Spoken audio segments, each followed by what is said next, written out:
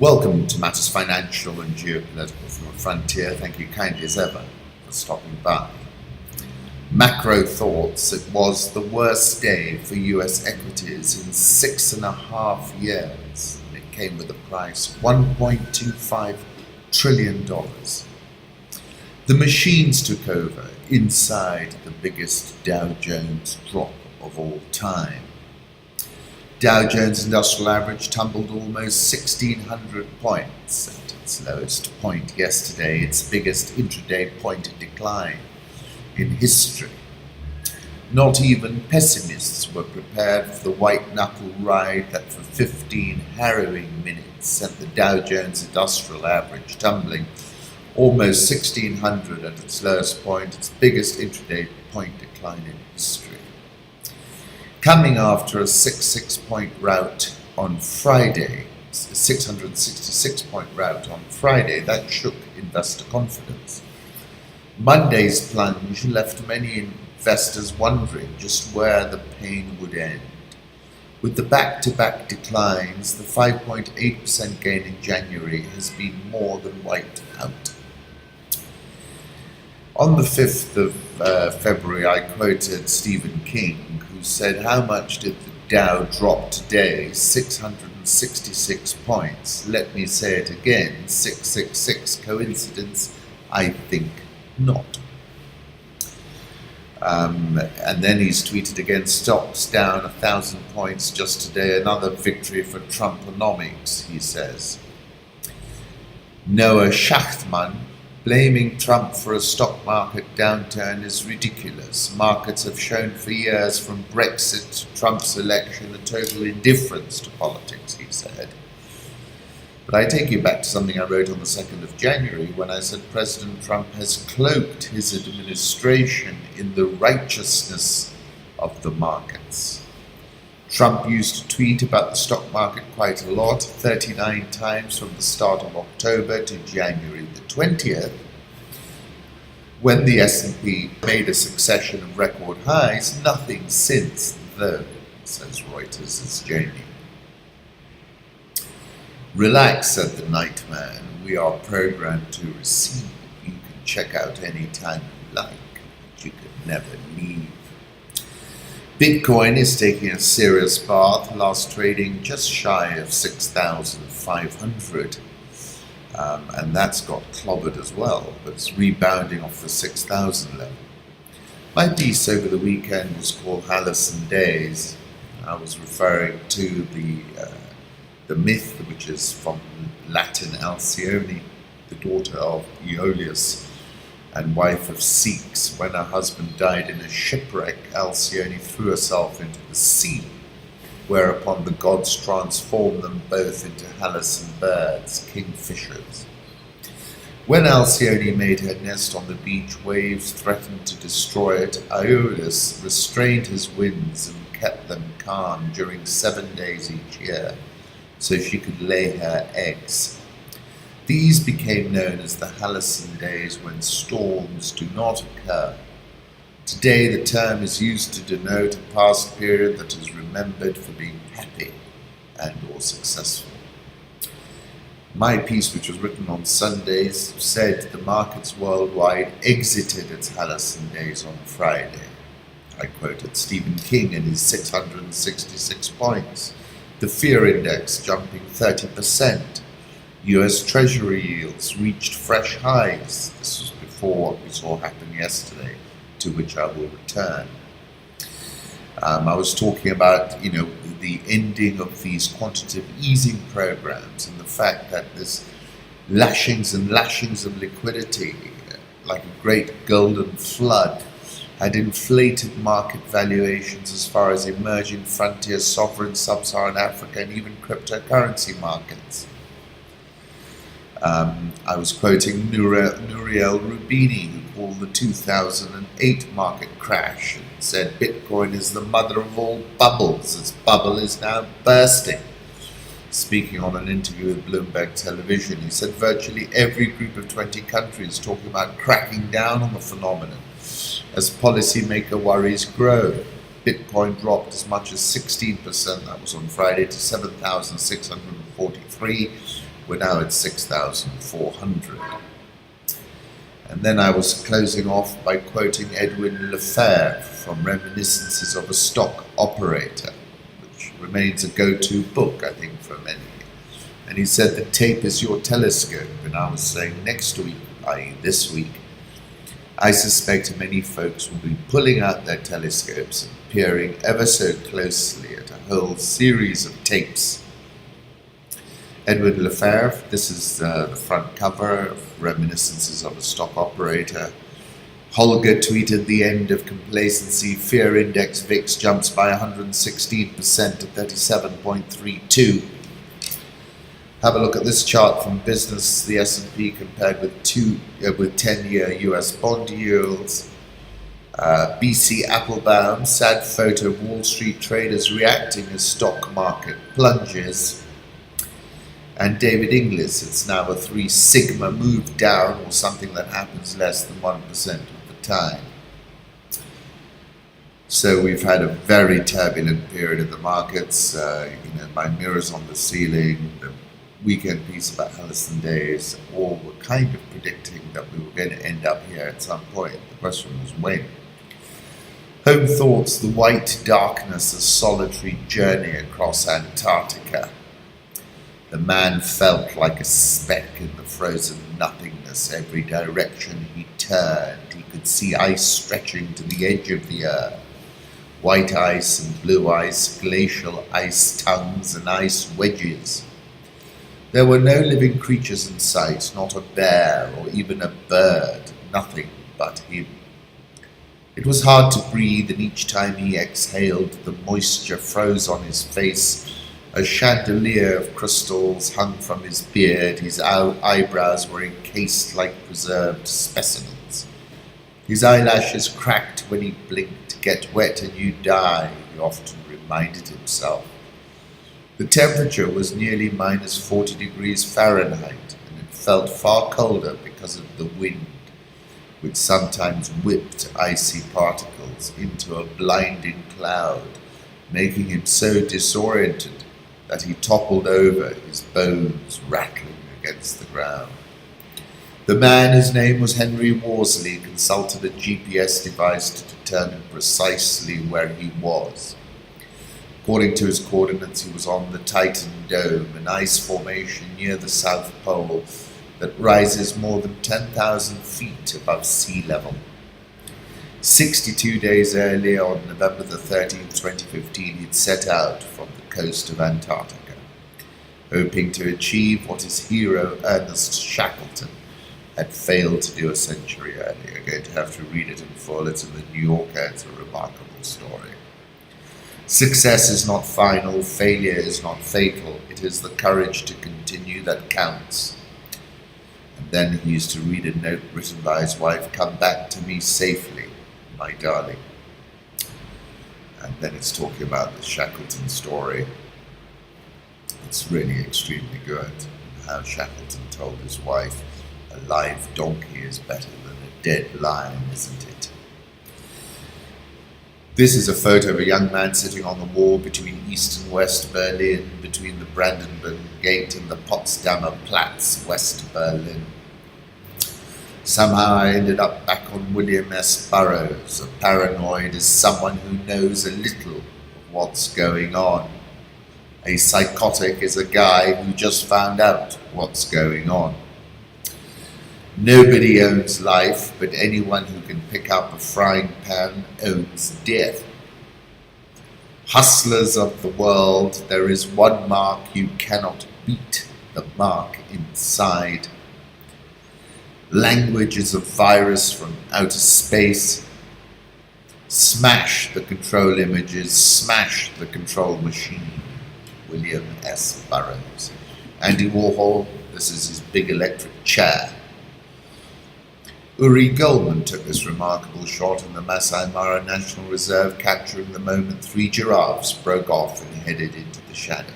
A new cache of satellite images which show China has virtually completed its militarization of the artificially created islands it controls in the contested maritime area. This is in the Philippines. gave undisclosed sources, most likely from the Philippines Defense Establishment, gave the Philippine Daily Inquirer a new cache of satellite images which show China has virtually completed its militarization of the artificially created islands it controls in the contested maritime area. The latest aerial footage shows a sprawling network of runways, advanced weaponries and storage facilities across Philippine-claimed land features in the Spratly Islands, namely on the Fiery Cross, Cuerteron, Gavin, Johnson South, Mischief, Subi and McKinnon Reefs. As one prominent Chinese academic from Xiamen's University Southeast Asian Studies Center told the ultra-nationalist Global Times newspaper, China has the right to build whatever it needs within its territory. Again, I take you back to what I wrote at the end of August last year, China Rising, talked about China's parabolic rise that had been simply breathtaking, the One Belt, One Road program which binds the world to Beijing because all the roads and railways have but one destination, that is China. I was saying, in fact, far from being a unipolar world, we have entered a bipolar or even tripolar world. Apart from a few half-hearted and timid FONOPs, China has established control over the South China Sea. It has created artificial islands and then militarized those artificial islands across the South China Sea. It is a mind-boggling geopolitical advance, any which way you care to cut it. China has advanced its footprint in Pakistan, where it has leased the Gwadar port, Sri Lanka, where it has the Hambantota port, Djibouti, where it's opened a new facility. When you take all these moves together, it speaks to a material Chinese advance. The pivot to Asia, which was supposed to contain China, is dead in the water. China has sprung that trap. I was also referencing how China is in Narendra Modi's face in the Doklam Plateau, and then has him surrounded with this Gwadar and Hambantota ports. And I was just saying I thought Modi would be ill-advised to take on the Chinaman. Wired is saying Bob Mueller's investigation is larger and further along than you think.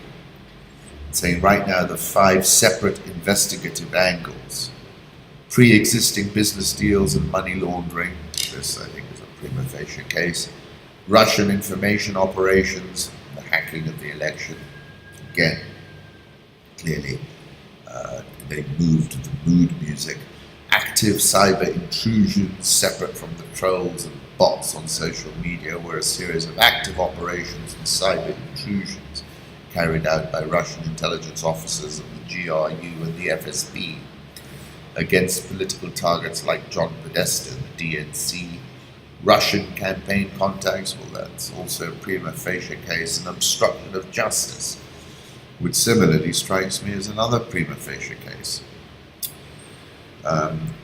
In this article they're saying there's fresh reason to believe that this is an active criminal investigation. When Theresa May talks about Brexit, says one senior EU diplomat, we hear the captain of the Titanic talking about an iceberg that works for everyone. So, returning to the markets, it was the biggest one-day drop in 2-year yields since Brexit. 2-year yield short-end rates are a safe haven, that's why you saw the yen rally, and bonds stabilize. Interesting article in the FT, Francisco González, executive chairman of BBVA, warned that groups such as Facebook and Amazon in the US and Alibaba and Tencent in China will replace many banks. I couldn't agree more, because they actually own most of the data. And that's what I was writing about on the 2nd of January when I said I'm keen on looking for purely digital-based banks that can seriously apply artificial intelligence across billions like Facebook have done. Let's move on to the currency markets, where we've seen some wild gyrations. The euro 123.71, dollar index 89.67, bouncing.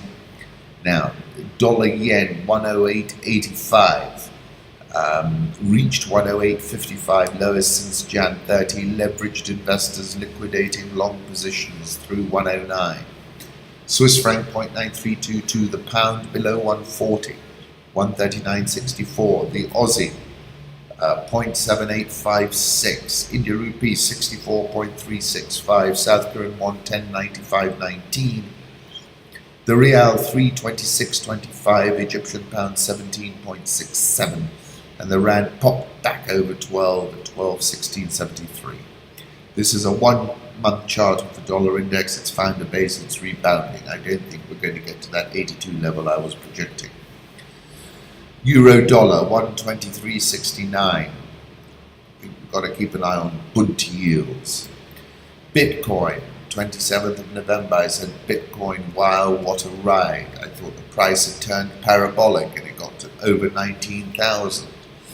It is a curve each of them feels unmistakably. It is the parabola. They must have guessed once or twice, guessed and refused to believe that everything always collectively had been moving toward that purified shape latent in the sky, that shape of no surprise, no second chance, no return.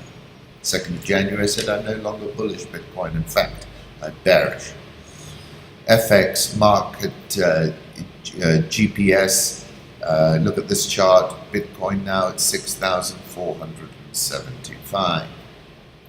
And then Edward van der Walt, admittedly it was when it was around 7,000, put up this chart to show the biggest drawdowns in Bitcoin. This is probably now the biggest. Commodity markets, let's take a look. Gold, well, of course, safe haven again, 1343.50. Brent crude coming down around $67 a barrel. This chart is from Javier Blas. WTI, which settled at $64.15, is down further at $63.33. Commodity markets obviously getting hit on all sides. Resuming the China rising story, China has advanced its footprint in Pakistan, where it has leased the Gwadar port for 43 years. Have a look at this from Xinhua News. The beginning of a dream come true. Pakistan's port city of Gwadar gains economic vitality after freeze zone launched. Venezuela's Bolivar plunged more than 80%. Finished a fascinating 24 hours in Mali. Of course, the Niger River. This is the Foreign Office's Neil Wiggin. Is the United States prepared for China to be Africa's main business partner? Asks CSIS. Chinese exports in 2016 to African countries were $82.5 billion, while US exports to African countries were $1/4 of that, at $21.8 billion. From 2009 to 2012, China provided $10 billion in concessional loans to Africa. African countries are increasingly asking for concessional loans as their debts grow and their ability to borrow from non-concessional sources gets more limited. Ethiopia, for example's public debt as a percentage of GDP was estimated to be 60.2% in 2017. Strong partnerships between African countries and China have major geostrategic and national security implications for the United States and the Trump administration. We need to leverage and expand our current assets, including our traditional foreign assistance, as well as innovations such as Power Africa, leverage our trade and financial institutions like OPIC, EXIM, and the U.S. Trade and Development Agency to help level the playing field for American businesses in Africa. The population of Africa is growing at a very high rate. Most of it's urbanizing. By 2050, half of the world's population will be concentrated in just 9 countries, including Nigeria, DR Congo, Ethiopia, Tanzania, Uganda. These 5 countries will hold 20% of the world's population by 2050. Africa's growing population is going to need its skills. Africa's emerging markets presence, growing business opportunities, and increased economic activity, with the GDP growing at about 3.5% in 2017. Africa's urban population is expected to reach nearly 50% in 2030 and will have a larger working age population than that of India and China. It is estimated that 85 million new jobs could readily move to Africa from China, as as wages start to rise and skills pick up. Lots of interesting data in that article, well worth reading. CSIS. Maldives Supreme Court ordered the release of political prisoners and reinstatement of 12 ousted MPs, which would see the opposition gain a majority in Parliament. Government has not followed the ruling, and then subsequently the government declared a state of emergency.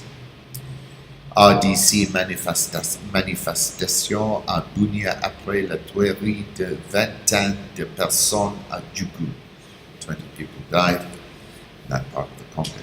Praying for change in Congo, the Catholic Church takes on Kabila.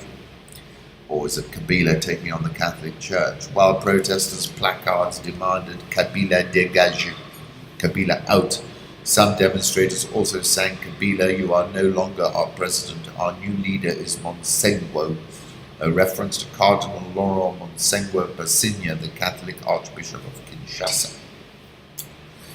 Monsengwo, 79, is the de facto head of the Catholic Church in the DRC, one of the few effective nationwide institutions in the country, with 32 million followers out of a Congolese population of 80 million. In condemning the brutality of the police and suppressing the protests, Monsengwo drew a distinct line between a government many regard as illegitimate and Congo's long-oppressed citizenry. It's time that truth won out over systematic lies, that mediocre figures stand down, and that peace and justice reign, the Cardinal said. There is no greatness in the use of weapons to kill people. Let's take care, my brothers and sisters, because whoever kills by the sword will perish by the sword. It is that kind of language that has put the church on a potential collision course with the authorities. Government spokesman Lambert Mende Omalanga has slammed Monsengwo for insulting the country's leaders and the security forces, legally a punishable offence. Kabila also weighed in during a press conference on 26 January, his first in 5 years. I don't have my Bible right here with me, but nowhere in the Bible is it written that Jesus Christ presided over an electoral commission, he said. To Caesar what belongs to Caesar, and to God what belongs to God, he warned. We must not mix the two, religion and politics, because the results will be negative. So this collision, but now interestingly I think he's diffusing it by saying he has a successor. Senior leaders of the ruling ANC met Zuma over the weekend to ask him to step down. Local media reported that the 75-year-old president who's battling corruption allegations refused. One possibility is that Zuma will be ordered to resign. South African all-share down 4.02% so far this year. Dollar versus rand back over 12, but you want to be long the rand. Nigerian all-share up 15.74% so far this year. Ghana Stock Exchange has stormed out of the blocks. It's up 23.18% so far this year. Ethiopian Geothermal is private equity's next $4 billion bet, backing an effort by Ethiopia to turn itself into an exporter of electricity to the region, channeling at least $4 billion into geothermal projects across the nation. These are Kenya GDP forecasts for 2018 via Kenya Wall Street. Have a look at Standard Chartered are the low ball call. I think Central Bank Governor is probably the high ball call. NTV, KTN News back on air. After 7 days of shutdown, Citizen TV and Inoro TV yet to be reinstated. Nation Media is down 8.62% so far this year. Standard Group is down 13.513% so far this year. The government has made a unilateral decision to transport all imports coming in through Mombasa Port on the Standard Gauge Railway to Nairobi's inland container depot in Embakasi. Don't think that's going to be a popular move. Safaricom is up 11.214% so far this year, and is just 0.833% below a record closing high.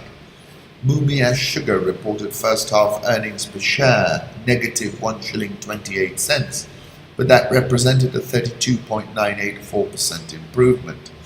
Net revenue slumped to 54.497%, and that really is a warning sign. Loss before tax improved to 33.128% to 2.53 billion. Loss after tax improved 33.128% to 1.95 billion. As we said, EPS improved from negative 1.91 to negative 1.28. They said lower revenues were a result of the combined impact of reduced sugar net prices and lower sales volumes due to the shortened production time. Operating costs dropped by 38%. Look, it improved year on year, it's still loss making, but I cannot see the path back to profitability. Nairobi All Share up 6.26% this year and at a record high. Tusker, the brand, came to be in 1923 after George Hurst, KBL's founder, was killed by an elephant during a hunting mission. Leading US investigator into illegal ivory and rhino horn trade stabbed to death in his Kenyan home. Esmond Bradley Martin was found in his home with stab wound to the neck by his wife in their house in Langata. 75-year-old had played a crucial role in the fight against the illegal ivory and rhino trade and had been praised for his passion and commitment. It's a very big loss for conservation, said Paula Kahumbu. He'd been about to publish a report exposing how the ivory trade had shifted from China to neighbouring countries. British High Commissioner Nick Haley said in a Twitter post, "A passionate and committed man who made a big difference to our planet, may you rest in peace." The curious thing was, I, my wife, and William Pike were visiting very close to where he lives, actually the next door house. And that was on Saturday. As we were exiting, we saw two people who said, "That's very strange." They didn't look as if they should have been there. And we tried to get hold of him to just say hello. We did manage to get through. Once again, thank you for stopping by.